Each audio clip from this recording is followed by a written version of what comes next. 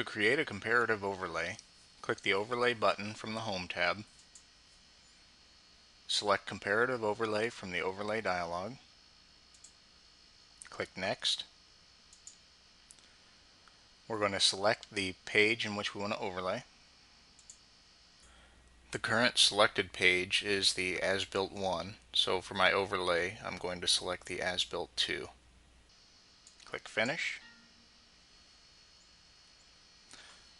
I'll be prompted to align the overlay. As you can see, they're not in alignment right now, so I'll click Yes.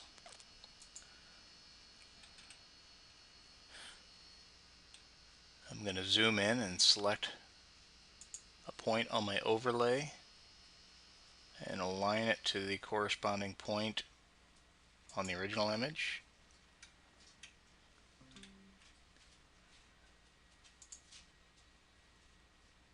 Click the second point and align it.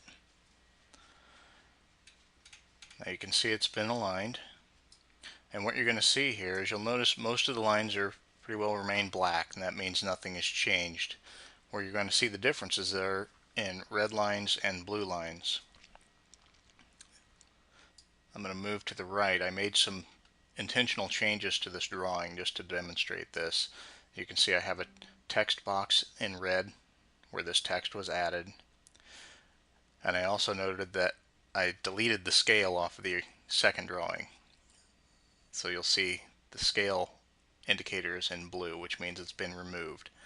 So the overlay drawing does not contain the scale, but it does contain the added text. Items that do not exist on the original image are shown in red. Items that do not exist on the overlay image are shown in blue.